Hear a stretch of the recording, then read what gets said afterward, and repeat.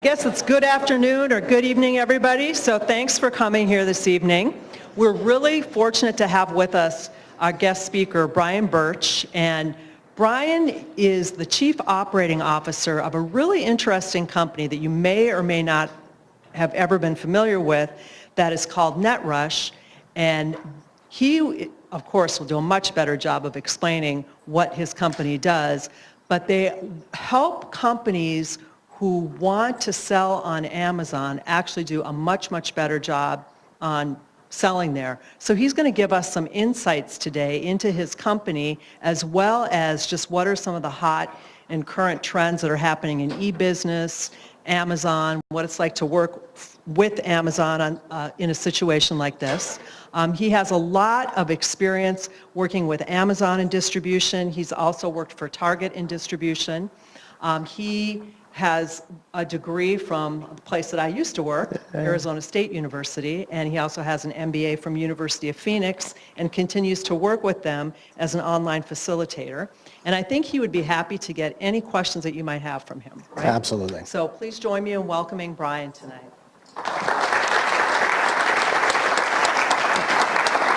Thank you, thank you. Afternoon, everyone. How's everyone doing? All right. Got a few brave people up front. I like that. All right, so what are we going to talk about today? I've got about 40 minutes here. We're going to leave some time for question and answer.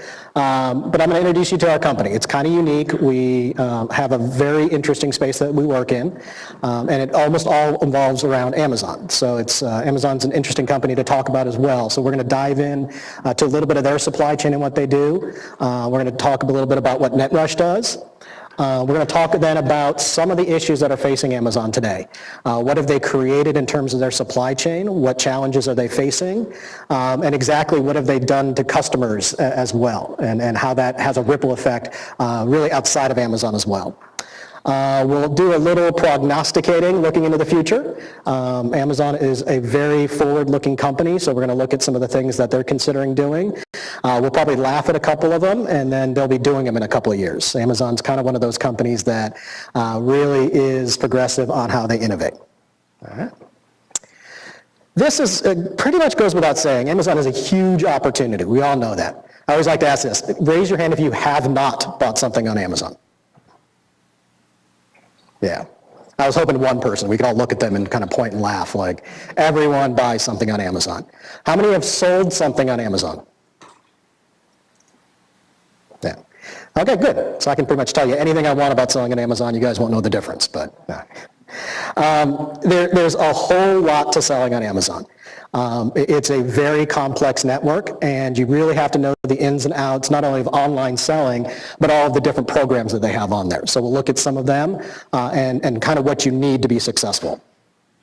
And that's exactly why a company like Netrush exists. So we are literally a retailer. We buy from brands and we sell on the Amazon platform.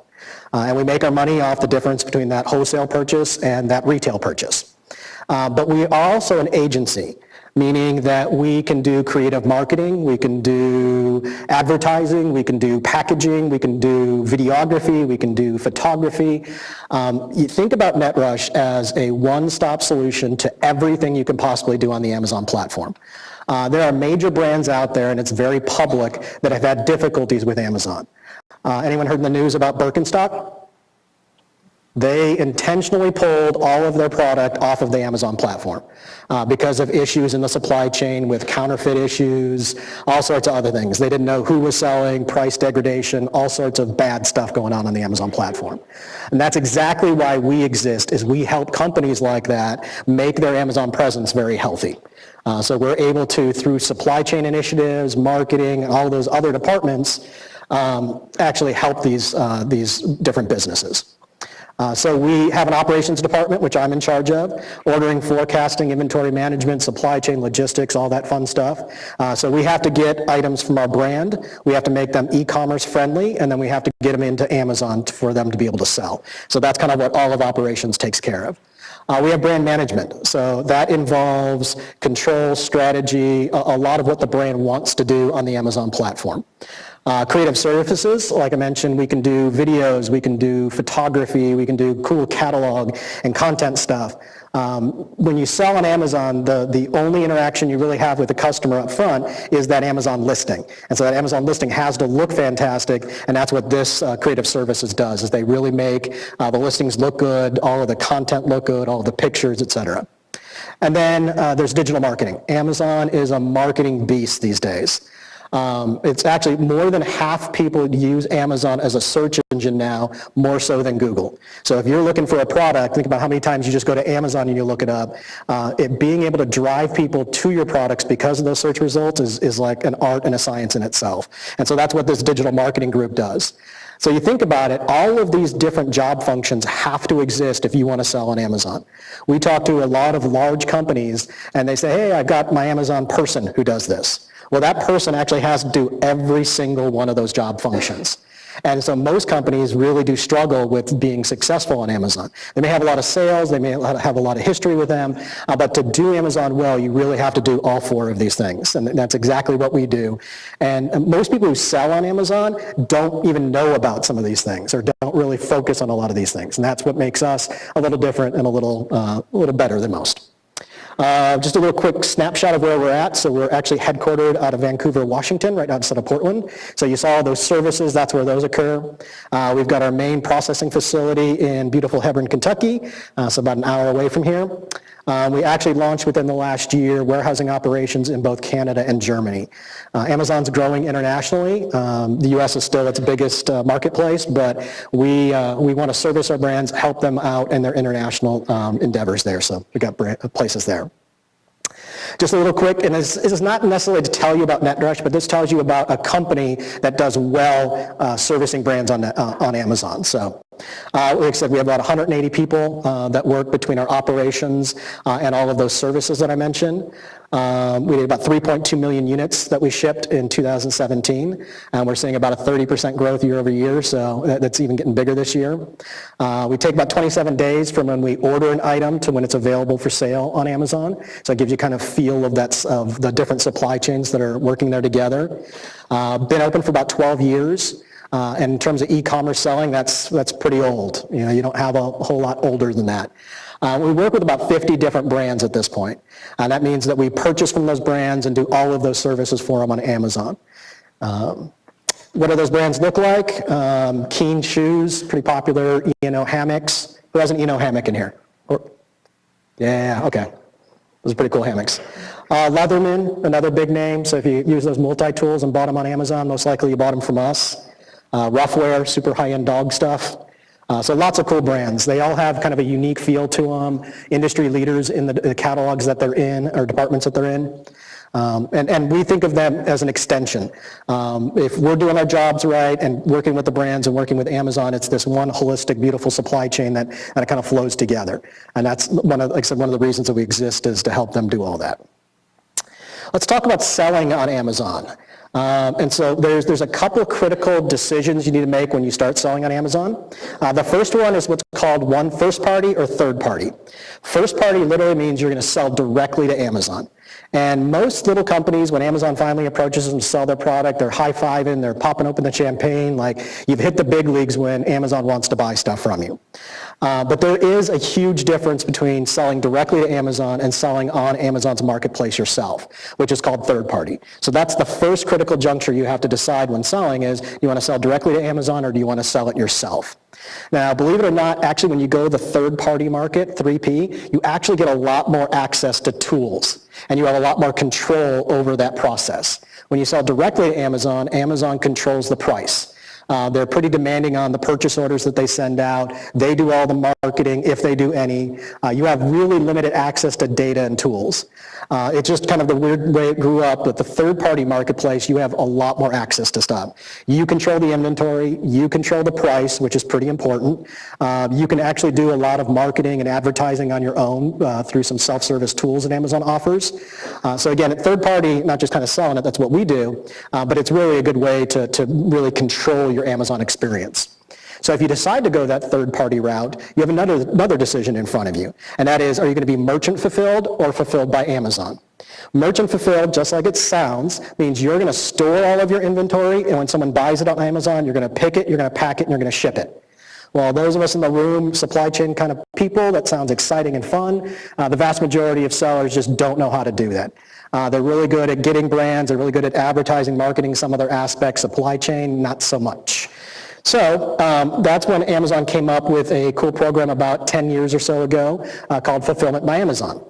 This gives sellers the option to take all of their inventory, ship it into Amazon. Amazon then stores it for you, and when someone buys it, it's still your inventory, but Amazon will pick it, pack it, and ship it for you.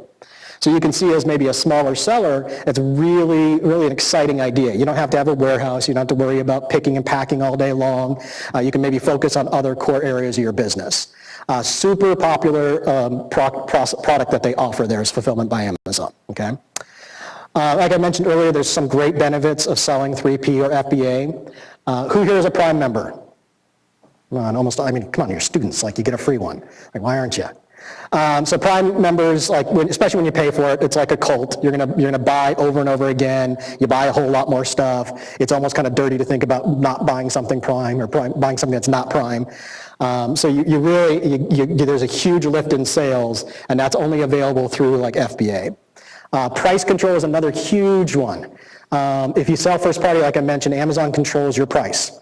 If you've got a great MSRP at $24.99 and you want to keep it at $24.99 because you're selling in multiple different places, Amazon sells it for whatever it wants.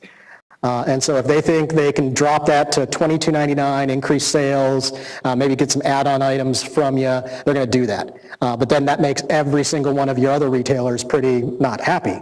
And so third party, though, you totally control price, so there's a huge benefit there. I mentioned content marketing as well.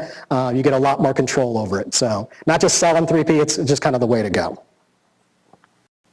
Let's talk about Amazon's supply chain, since this is a supply chain kind of forum. On a very high level, and I'm going to talk about third party because that's what we do, what I'm very knowledgeable about. We purchase from a brand, it gets sent into our processing facility in Kentucky. We do a whole bunch of value-added touches there. And the reason we do that is e-commerce is a different beast. Your average retail item from manufacturer to end customer has about 10 touches, give or take. Your average e-commerce, 25 plus touches. So all of those touches means more damage, more opportunities for error, all sorts of stuff. So e-commerce has to be done differently in a supply chain. And that's what we do in our Kentucky processing facility.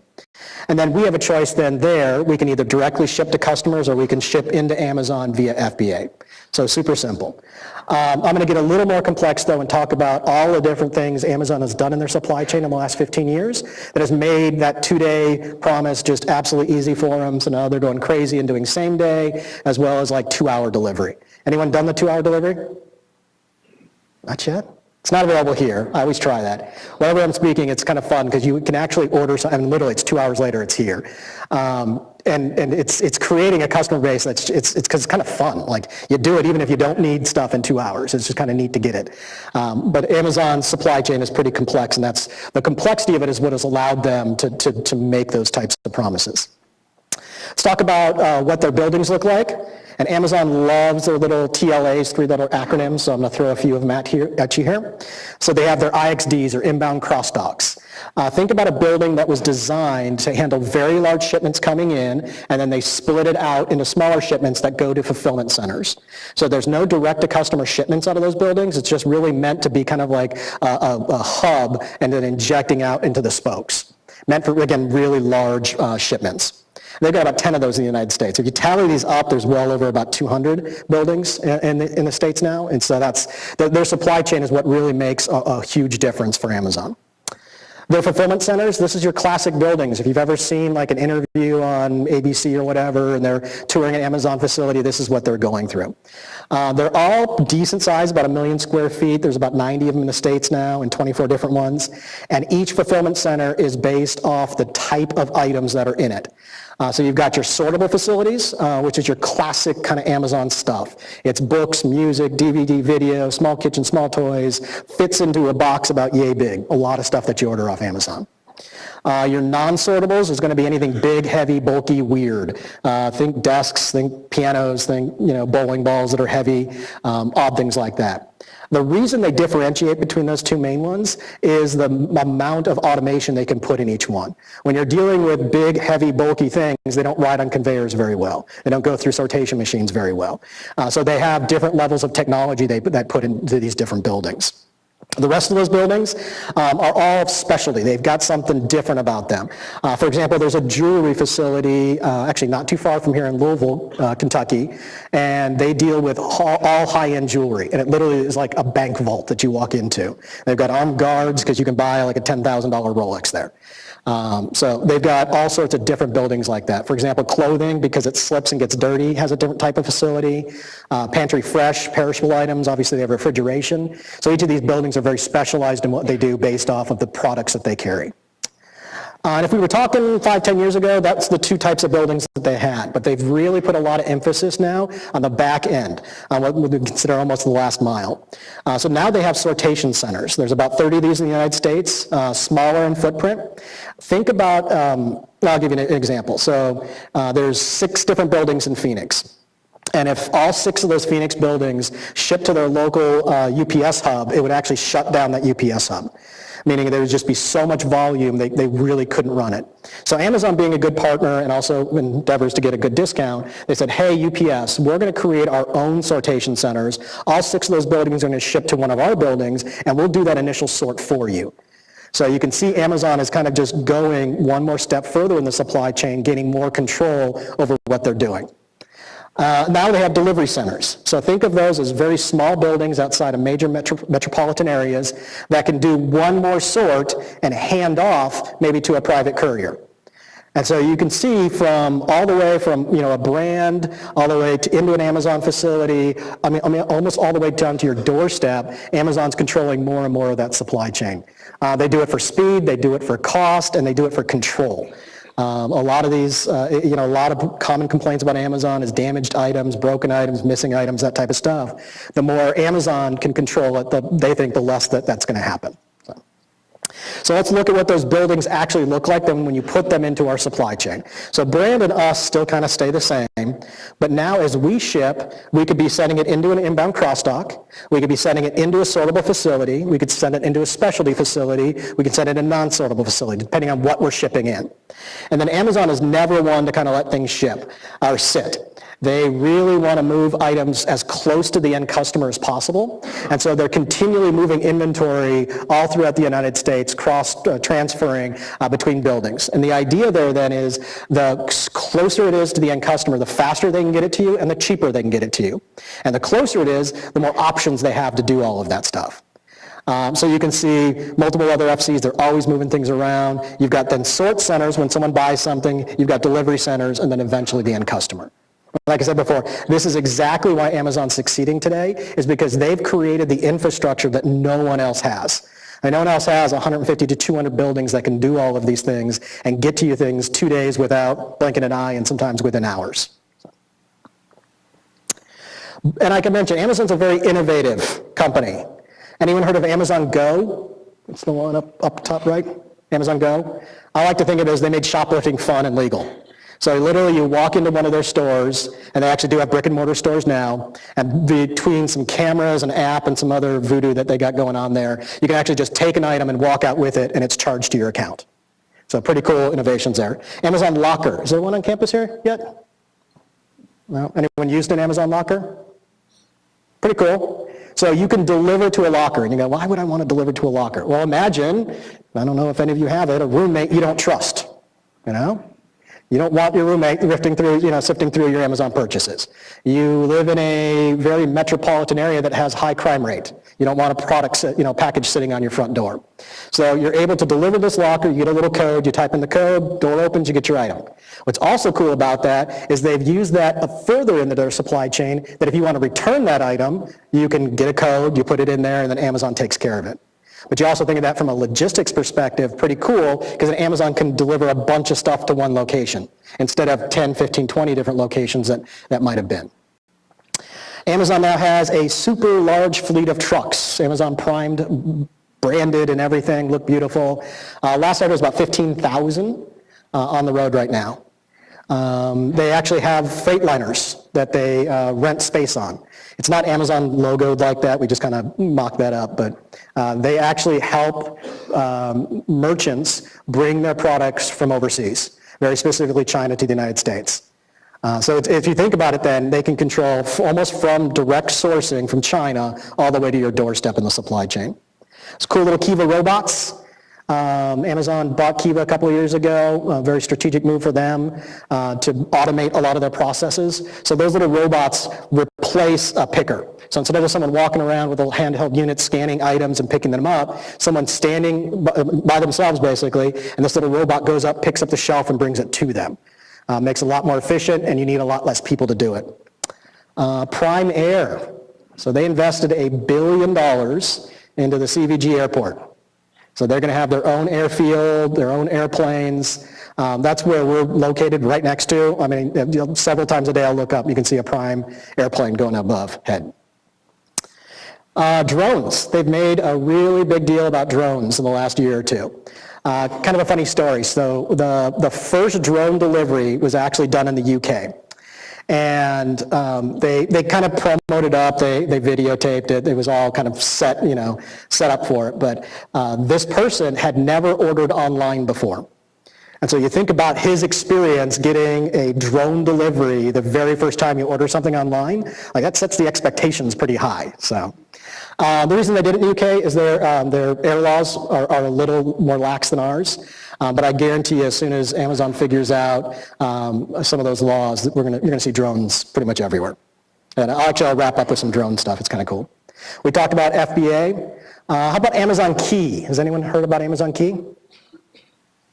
Anyone that's heard of it, we'll do a quick opinion. I'm always very curious. Cool or creepy? Cool. Cool? Creepy. Creepy? Yeah, it's creepy. So any of you haven't heard of it, it's the one in the middle there. Between a automatic door lock and a camera, basically Amazon can go into your house and deliver into your house. So it is kind of weird. Think of that. The protection you get is the camera and it's a one-time code and all that. But if you can get past the creepiness of it, think about the supply chain implications though. You get a big screen television and instead of it sitting on your front porch, it might actually be installed exactly where you want it.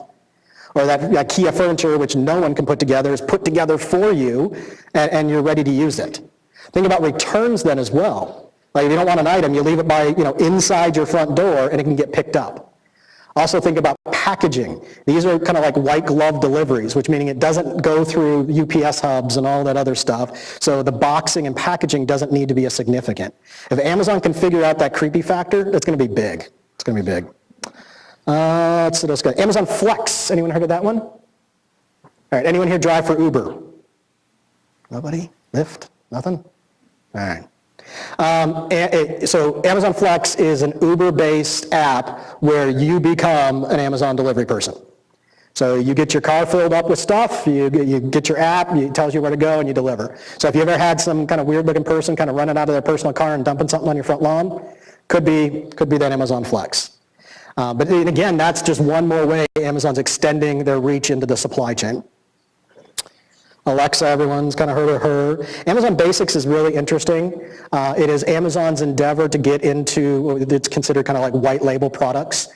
So they take very popular products like batteries and you can get your own Amazon-based one. And because they control the entire process, they can really discount deep for that. They're taking it already from doing stuff like this. We talked about those white labels. Every single one of those up there is an Amazon-owned company. So even when you get on Amazon, you go, I don't want to buy from Amazon, I want to buy from one of these companies, you're still buying from Amazon. And again, it's their endeavor to get just more and more control over stuff. Let's talk about what Amazon's created, not only for themselves, but their customers. The graph on the left there is talking about their quarterly revenue in billions and how it's doing that hockey stick ramp up. I mean, that is awfully impressive.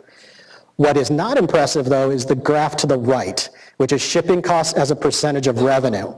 So think about all of those innovations we've talked about. Think about I don't know if you guys can remember, way back in the day, it was like a 30-day delivery window, and then it was like a 7-day delivery window, and now we would have a heart attack if we didn't get it in 2 days. So Amazon has created this demand, this expectation of getting things super fast. As an even all the way down to a 1-day delivery, or excuse me, 1-hour delivery. They've also invested majorly in all of those buildings to make that happen. So you're seeing a gradual increase of their shipping costs as compared to their revenue. That's not sustainable at a certain point. The number one expenditure for Amazon, and you can look at all of their profit and loss kind of statements, is shipping. So they are making a big push to kind of drive this down, but at the same time, they're creating expectations to be faster and faster and faster. It's this interesting two things that just don't go together. We talked about FBA a little bit, and Amazon's actually having a problem keeping up with FBA sellers. There are 2.5 million people who sell on Amazon in the United States today. And that's a huge number. And the majority of them use FBA. From 2015 to 2016, they doubled the growth rate, doubled the demand for FBA inventory. So if you think about how they're building buildings, like you literally can't build them fast enough. I worked for Amazon for 9 years before I joined Netrush, and 2 of those years I was helping build the fulfillment centers, and they build them at a rate that is just, it's staggering. What they do in about 8 or 9 months usually takes companies a year to 2 years to do, and they're opening up about 10 to 15 of them every year. And I read this somewhere, I actually need to verify it, but I believe Amazon's actually one of the largest landowners in the United States now, because you look at the size of the buildings and how many of them they have, it's impressive what they're doing. But you can also see at the bottom there's only a 30% year-over-year growth rate in square footage. I say only like that's small. I mean, that's a huge increase year-over-year in terms of buildings. But when you got 100% demand for growth and you're only growing at 30%, again, two things that just don't go well together. Amazon's going to have to make some solutions for how they process. They either have to process faster, get things to sell faster, build more buildings, different buildings, or what they have been doing is actually limiting access to FBA. So certain times of the year, they won't accept new FBA sellers. They start decentivizing FBA sellers for using their fulfillment centers as warehouses, meaning if you don't have stuff that turns very quickly, they're just going to keep charging you money. At a certain point, you're not going to make any money, so it's really encouraging you to get the stuff out or get it sold. So Amazon's having to deal with a couple of these difficult things. I love this one too. If you've bought something on Amazon under $15 and used Prime, someone lost money, and it's not you. Either it's Amazon, an FBA seller, someone is losing money. So you can see shipping costs, that black line right there, it's about $5.50 to ship something. We used about a 1-pound unit. And you could look at processing costs, referral fee. Amazon charges you for that pleasure of selling on their platform and using FBA and stuff like that. So if you're selling an item under $15 and it's 1 pound, you're losing money. And that's something that, again, another conflicting thing that Amazon is trying to deal with. One of their battle cries is wanting to sell everything. And you can't sell everything if you've got about a $15 cap on it. So they're coming up with different programs for that. Have you guys ever noticed that sometimes over right beneath the buy box, they've got this little thing that says add-on item? That's one of the ways they're trying to deal with this. So it's not going to ship fast, it'll ship free, but it's going to ship free only because you bought a bunch of stuff, $25 worth. There's also programs on the seller side that help with kind of referral discounts and referral fees and whatnot for small and light products. But again, another huge problem that Amazon is facing is it's just not economical to sell certain things online, specifically on Amazon. Let's talk about what Amazon has done to us. So they have really redefined the customer experience, I would say more than any other company almost ever has. Again, you think about way back when 30 days, 7 days was like the expectation for delivery models. Now it's just super fast. They've actually conditioned us, think about the world of information that's available on Amazon as well too, between price comparisons, all of the different reviews, like you're expecting it cheaper, you're expecting it faster, and oh, by the way, Amazon has over 1 billion items on their website at any time. So you're thinking about endless selection. And Amazon's really good about making us happy. Like a lot of people buy on Amazon because they know the return process is super easy. Like they'll take anything back, pretty much for any reason.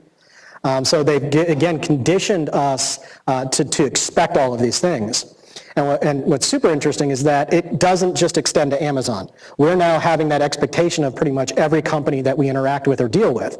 And so the whole supply chain industry is having to change based off almost what one company has done. It has huge impacts on our businesses, so we have to think about speed and convenience of delivery. How do we get it to the customer as fast as possible when they want it? I mentioned packaging earlier. E-commerce is totally changing the packaging world. It just has more touches, it's rougher, and so you got to protect that stuff better. Selection, again, you have to sell a lot of stuff. There's just no way around it. People expect it. Also, if you think about things like sustainability, that 2-hour delivery isn't cheap and it isn't ecologically friendly. You think about all of the carbon footprint that we're killing there in terms of very small deliveries, very fast. Amazon has some sustainability impacts that really reach far and, really reach far. Here's a great example of that. When you are in the fashion industry, you usually have 2 cycles of purchasing, and they're usually done about a year to 2 years in advance. And what that means is you're planning out a year or 2 in front of you what designs, what you're going to make, because it takes that long to get those designs all approved and whatnot, and gone over to China to manufacture, back from China here, and just in time for those types of seasons. But there's a whole new breed of companies, one here called The Fix, which actually has increased their supply chain. It's a little more expensive because it's manufactured locally, but they've gotten it down to almost like a monthly cycle. So that allows them to sell quickly, small batches, and repeat. It also allows them to figure out what people like very fast, and so they're continually adapting to what customers are buying instead of this year to 2 year long kind of like feedback loop. So it's pretty fascinating what companies are doing in response to these types of Amazonian effects. Let's look at speed of delivery. I mentioned that earlier. So it's actually had a huge impact on both transportation and technology. Think about ordering. Anyone used one of the dash buttons? It's that little bounty button there. It's pretty cool. So it's very specific to a brand, for example, here Bounty, and the second you need Bounty, you hit that button and it orders it from Amazon for you. So again, Amazon creating different ways to order. Cute little thing that Domino's actually had emoji ordering at one point. You could text them emojis of what pizza you wanted. And obviously voice had a huge impact. Alexa's pretty dominant, especially in the ordering type world. So again, ordering, you have so many different ways now that you can do it online. It creates lots of competitive advantage for Amazon. Fulfillment. Auto-guided vehicles, AGVs, are very popular. Allows you to move things quickly, efficiently, usually cheaper. You got, like I mentioned, the Kiva robots before. In terms of delivery as well, I think we've gone over a couple of these, but you also have self-driving trucks that are coming out. Tesla making them, a couple other companies making them. So it's, again, all of these, the speed of which we expect things has this ripple effect of technology in the supply chain, as well as transportation. So, pre-Amazon years, we would rely very heavily on FedEx, UPS, and the like, or even the trains. Very cheap, but very slow way to move things. These days, those aren't just fast enough. So we've got things like drones, we've got things like Amazon Flex, we've got things like, the Door. It offers Amazon and anyone who wants to compete in this realm very fast, nimble ways to react to customer demand. Talk about packaging a little bit. E-commerce has had a huge impact on that. I mentioned earlier the 10 to 25 touch difference. Amazon created a pretty cool program called frustration-free packaging, or FFP. If you've ever gotten a box from Amazon, and we have one right there, but it's super easy to open, like you rip open the box and like the item's exactly right there. If you ever bought a Kindle, they come frustration-free packaging. Pretty cool concept. It really focuses on ease of use. You can get to it very quickly. The entire thing is recyclable, and it can ship basically in that container. So it's like the perfect dream of e-commerce packaging. And that's kind of a new standard that Amazon created. Lots of companies are starting to use it. Very popular with end customers, very easy to ship, very cheap, recyclable, has all sorts of great stuff for it. Packaging solutions actually have changed as well too. I'll use an example here. There's a video that I forgot doesn't link, so you won't see the video, so I'll kind of explain what we did.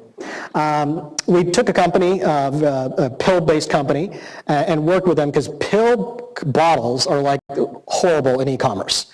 They break, they roll, they're just really not e-commerce friendly.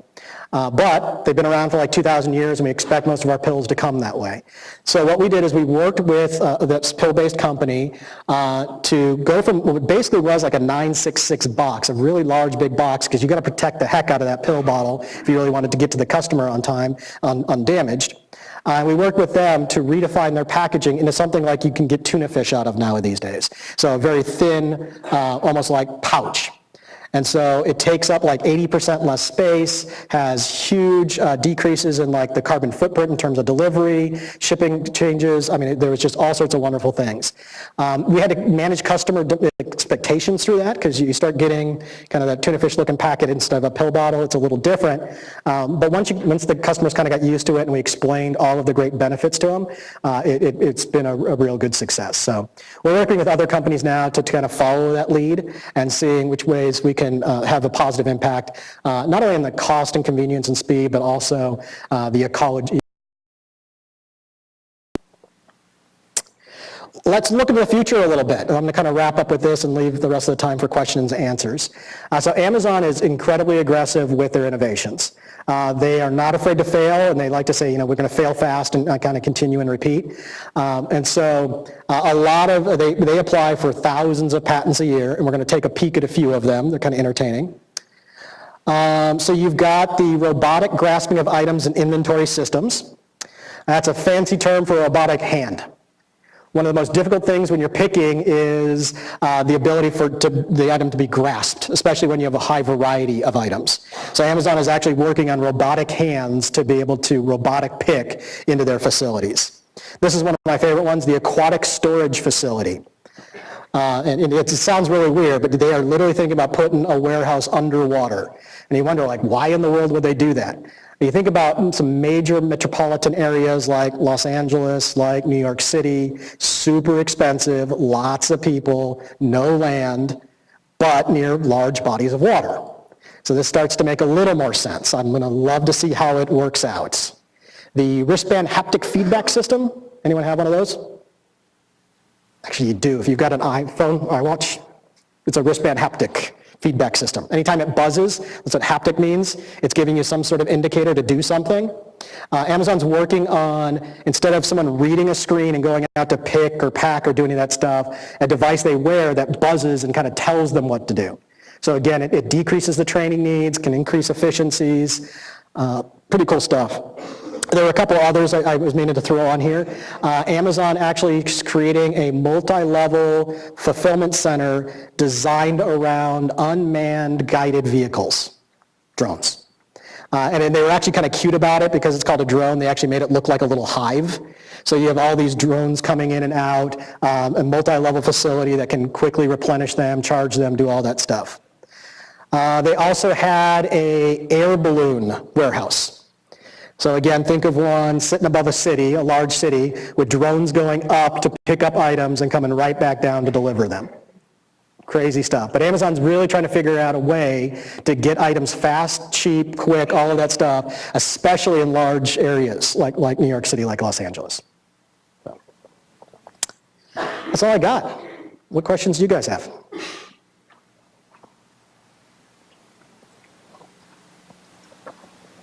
Yeah.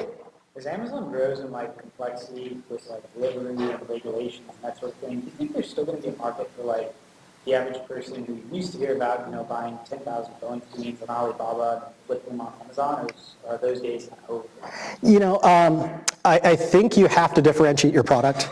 Because there are so many people that can do that, and heck, you can sit in your dorm room right now, buy it direct from China and on Alibaba, have it directly shipped to an Amazon facility, and never touch the items. But because so many people are doing that, it's getting more and more difficult. Do I think the days are numbered? I don't know about that. I think there's always going to be a demand for a variety of products and low-cost products, and it just depends on how that demand's going to get, be fulfilled. So what we're seeing in our industry, because we deal with a lot of retailers and we deal with a lot of Amazon sellers as well too, is that the more value you can offer in that brokering, so instead of just buying and selling, if you can add a lot of value, whether it's packaging or marketing or any of that other stuff we talked about, that's going to be the real big differentiator. But an interesting one, though, is I think the sales tax is going to be a bigger issue for smaller sellers like that. You hear almost every week or so of another state going after online sales and what triggers Nexus and all that. A lot of people on Amazon selling aren't collecting any taxes. And it's a whole, over 50% now of sales on Amazon are due to a third-party marketplace. And so as tax dollars get fewer and fewer, states are going to get more and more creative about how they're finding those dollars. So I actually think that might have a bigger impact to those types of sellers. Good question. I'll be in next. What's the hardest thing about working with a company? What isn't hard about working with a company like Amazon? They are, and rightfully so, they're incredibly demanding on their supply chain. And what's interesting is Amazon is so big and complex. For example, earlier today we had a phone call with Amazon, and we're involved in 2 different Amazon programs that interact with each other, and neither one knew the other existed. And so one of them was Amazon Transportation, and one of them was FBA. And so we work with Amazon Transportation, and they actually said our transportation was messing up, and we kind of like giggled. I'm like, that's your transportation. So it's sometimes it's the communication across the board because they are such a large company. And very similar to that, though, is there are so many different programs that are available for when you sell on Amazon. You can list 100 different like Subscribe and Save and Vendor Flex and all of these different programs.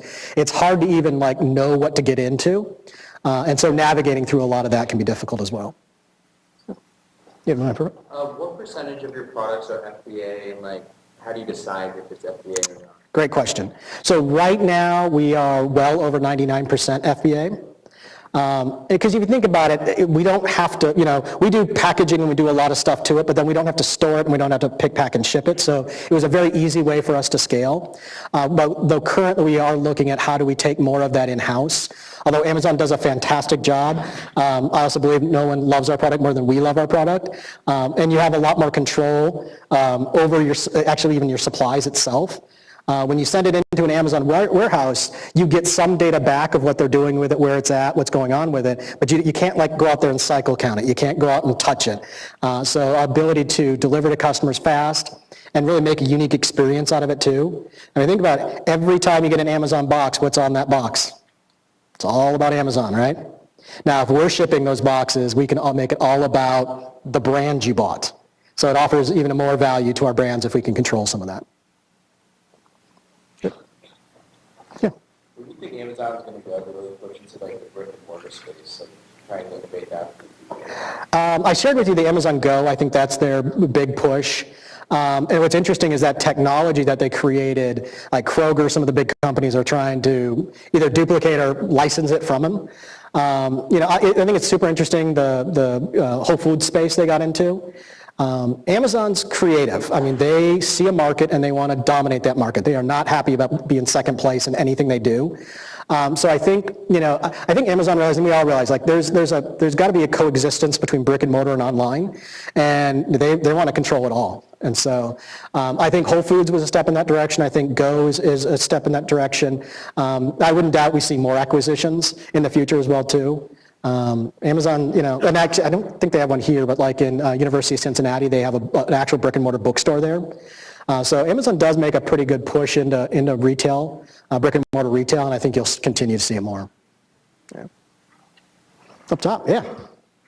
So kind of going off what you just said about coexisting with brick and mortar, Amazon and Walmart are not known to play nice. No, they don't. Walmart somewhat recently, I think, people, suppliers, not using that they want to sell at Walmart. Yep, they did that. We're kind of lucky. So the question was Walmart and Amazon don't play well together. That's a pretty well-known fact. Are you asking if that impacts our company like Netrush at all? Well, what's super cool is although we sell almost exclusively on Amazon, we're not Amazon. And so we're able to kind of, we can sell on any marketplace that we want, meaning we can sell on eBay, we can sell on Walmart. I have started very recently selling a little bit on Walmart. We don't have to like referee between them.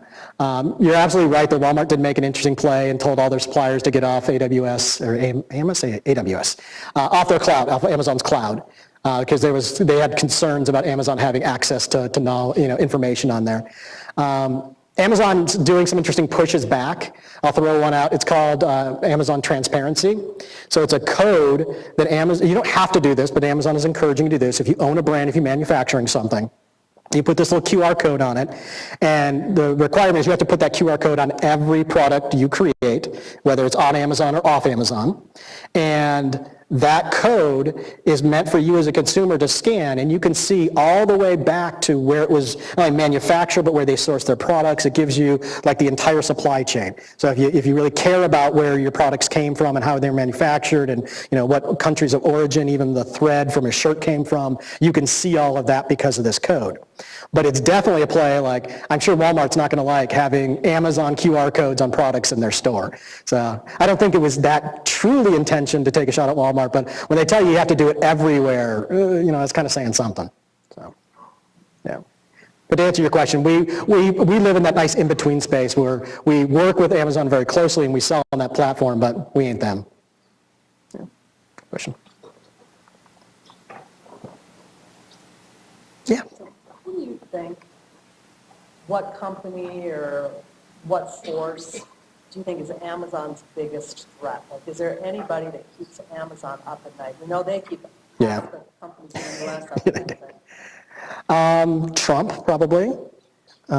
He doesn't like Amazon at all. I mean, he makes it very publicly known, calling out Bezos in his newspaper and taxes and deals with USPS and everything else. I think if there was one worry that kept them up is, if he stays in office much more than 4 years, what kind of damage could he do to, a lot of good deals that they do have, or, sales tax and whatnot. I think sales tax is another one. I think Amazon's been very hands-off in terms of they collect taxes on everything they should, but in terms of the third-party marketplace, they've been, no, that's not our issue, that's your issue. I read an article a week or so ago about our antiquated monopoly laws. And there's kind of some nouveau thought about redefining monopolies in a way, and then the article really does target Amazon and says like this is kind of the 2000 version of what monopolies used to be, way back when. So I think some of those forces kind of conspiring together might make some trouble for them. But Amazon's also pretty good about being ahead of some of that stuff. So I think they're going to be all right for a little bit.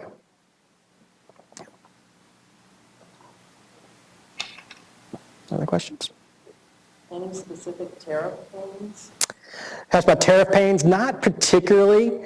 We do import bikes, we do import some electronics. Haven't seen a huge impact yet. In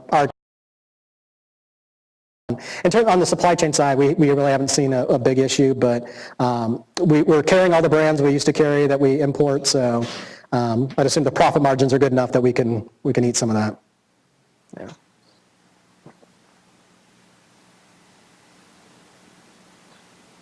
Anything else? I have like 20 questions, so if you guys have a question, you might want to get I won't really ask them 20. But I have another one that I think you guys would be interested in. So you think about how much we rely on the reviews that we see. We read the product reviews, and there's been a lot of talk that there's a lot of fraudulent reviews and people paying for reviews. And you might notice sometimes when you go to buy a product, there'll be like 500 reviews for that product within a week, like right when the product is listed. So do you know, like what, I know Amazon's really gotten a lot of pushback on that. Do you know what they're trying to do, or have you experienced that? Yeah, it's rampant. It absolutely is. Amazon has tried over the last, I'd say, year or so to really, I emphasize tried to crack down on that. Sometimes they've launched, I think it's about a year ago, the verified purchase little thing that they've got there, so you know that person actually bought the item. They actually have done, through some algorithm like sniffing and searching, trying to wipe out a lot of fake reviews that they can see came from the same IP address or whatever, however they figure it out, they kind of target that. They did a mass wipe clean about a year ago, and you saw lots and lots of reviews disappear. But I also have this general theory that people who want to do bad are smarter than the people trying to stop them. And so they continue to keep popping up and up, more and more.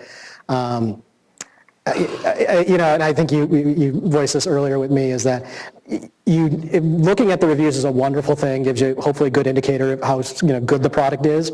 But I personally like when it's like 4.8 or 9 stars, not 5, because nothing's 5 stars in my world. And I also look, and this is great advice from you, look and see when those reviews were from. If you see 100 of them in a day, like, no product gets that amount of reviews. You know something weird's going on there. So unfortunately, you have to do a little more homework than just kind of looking at the stars or the top few reviews. But Amazon also created their Vine program, which is what they consider kind of like their super reviewers. And it's not necessarily that they're all positive, it's just they're very active in reviewing. And so people send their product, you actually have to pay to send your product to these Vine reviewers, and you get all they do is guarantee that they're going to review it, but they're all well-liked and, high up into the social media of Amazon type thing. So I think they're trying to combat it, but I also think that it's always going to be an issue. You get really clever people who, like you were mentioned in an article, that people, a collaboration between a buyer and a seller, and the buyer buys something, the seller ships them an empty box, and out no product. And the reason they do that is then incentive, they pay the buyer then to leave good product review, and you can do that a lot of times. So. Any other questions or comments? Okay, well, thank you all very much for coming. Thanks for coming.